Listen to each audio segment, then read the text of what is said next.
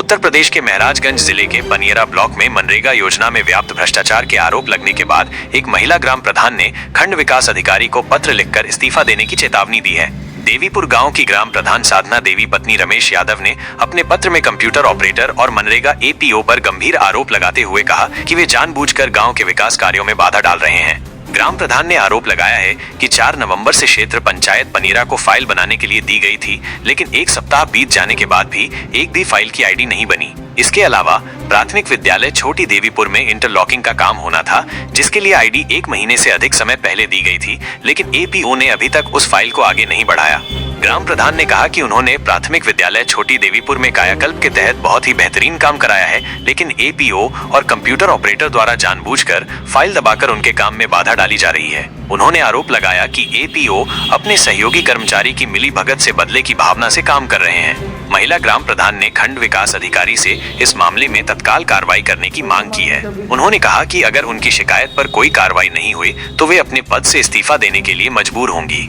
यह मामला मनरेगा योजना में व्याप्त भ्रष्टाचार की ओर इशारा करता है। ग्राम प्रधान के आरोपों की जांच कर कार्रवाई करना आवश्यक है। यदि आरोप सही पाए जाते हैं तो दोषियों के खिलाफ कड़ी कार्रवाई होनी चाहिए। मैं ग्राम सभा देवीपुर का रहने वाला हूं। मेरा नाम रमेश यादव है। आप हमारी पत्नी साधना यादव जी वर्तमान में ग्राम प्रधान हैं और मैं इनके प्रतिनिधि के रूप में गांव के कामों की देखरेख करता हूं। क्षेत्र पंचायत पनियरा के एपीओ श्री अवनीश कुमार शुक्ल जी जब से मैं प्रधान हुआ साइट पर जाकर के पैसा मांगना शुरू किए। जब मैंने कई बार उनके पैसा मांगने पर उनको पैसा देने से मना कर दिया, मेरे बार बार मना करने के बाद उन्होंने अपने मन में मेरे प्रति बैर पाल लिया और विगत 3 वर्ष से लगभग ज़्यादा होने जा रहा है। वह मेरे गांव की फाइल अगर ब्लॉक पे आती है तो अपने कंप्यूटर ऑपरेटर को दबाव बना करके मिली भगत से मेरे रोजगार को भी हल्का फुल्का करके पहले तो मेरी फाइल लटकाते हैं, आईडी नहीं बनती है।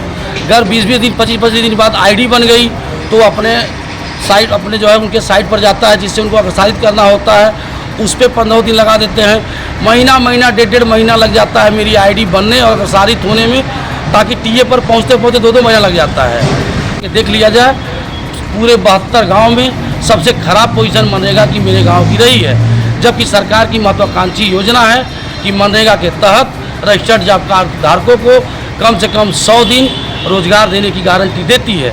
लेकिन महोदय विगत 3 वर्षों से हमको परेशान कर रहे हैं। हम लोग परेशान हो चुके हैं। हमारा 50,000 का भी नरेगा जो है गर्मी के दिनों में नहीं हो पाया।